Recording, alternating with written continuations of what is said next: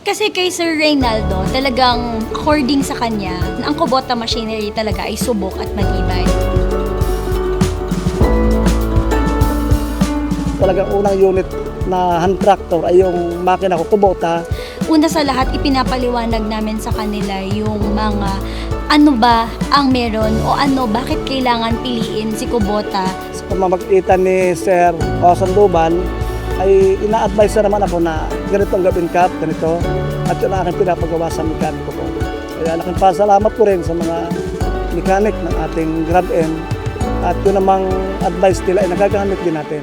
Sa sipag at tiyaga niya, talagang napaganda niya yung buhay ng pamilya niya, napagpatuloy niya yung pagdami ng Kubota machinery niya. Talagang pagka nagsimula yan si Kubota, basta nag-start yan, talagang hindi ka titirik yan.